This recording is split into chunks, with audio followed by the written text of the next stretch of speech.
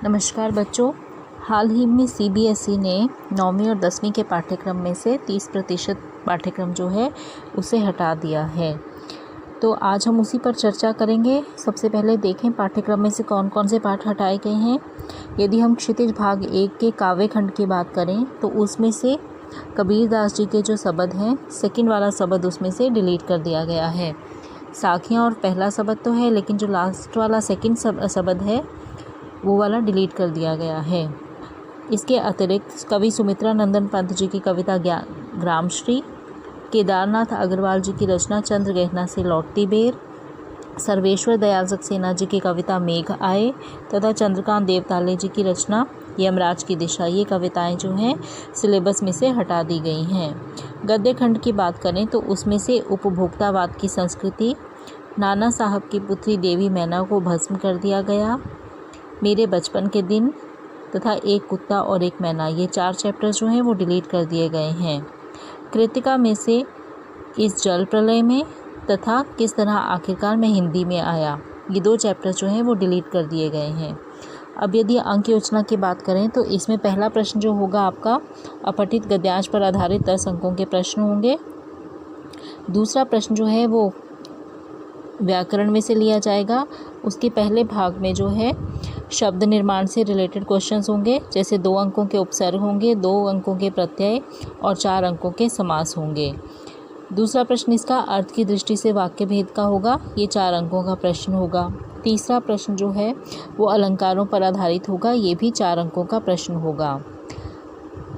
इसके पश्चात इसके अगले हिस्से में जो है गद्य खंड होगा, जिसमें क्षितिज पर आधारित 3 प्रश्न पूछे जाएंगे जो 2-2 अंकों के होंगे। ये गद्यांश पर आधारित होंगे, मतलब आपने गद्यांश को पढ़कर पूछे गए 3 प्रश्नों में के उत्तर जो हैं वो देने हैं। इसके अलावा सेकंड जो क्वेश्चन होगा इसका, वो अलग अलग पाठों में से प्रश्न जो है वो पूछे जाएंगे। ये 8 अंकों का प्रश्न होगा, इसमें 2-2 अंकों के 4 प्रश्न आपसे पूछे जाएंगे। इसका ब भाग होगा वो काव्य खंड पर आधारित होगा। इसमें क्षितिज में निर्धारित कविताओं में से एक काव्यांश के आधार पर 3 प्रश्न पूछे जाएंगे, ये 6 अंकों का प्रश्न होगा। और दूसरे प्रश्न में विभिन्न कविताओं पर आधारित प्रश्न पूछे जाएंगे, ये 8 अंकों का प्रश्न होगा।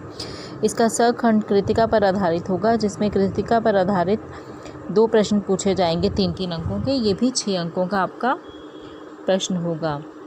इससे अगला प्रश्न जो होगा आपका वो रचनात्मक प्रश्न होगा, जिसमें कि आपको 3 विभिन्न विषयों में से किसी एक विषय पर अनुच्छेद लेखन करना होगा। इसी का ब भाग जो होगा वो आपका, उसमें आपने औपचारिक अथवा अनौपचारिक किसी एक विषय पर पत्र लिखना होगा, ये भी 5 अंकों का होगा। अनुच्छेद भी 5 अंकों का होगा। स भाग में आपने संवाद लेखन जो है वो करना है, ये भी 5 अंकों का प्रश्न होगा। ये विकल्प सहित आएगा, मतलब आपने 2 ऑप्शंस आपके सामने होंगे, उनमें से किसी एक विषय पर संवाद लेखन आपने करना होगा। इसका द भाग जो होगा वो लघु के कथा लेखन पर आधारित होगा, ये भी 5 अंकों का होगा। तो इस प्रकार से कुल मिलाकर इस प्रकार से आपका 80 अंकों का प्रश्न पत्र जो है वो तैयार हो जाएगा।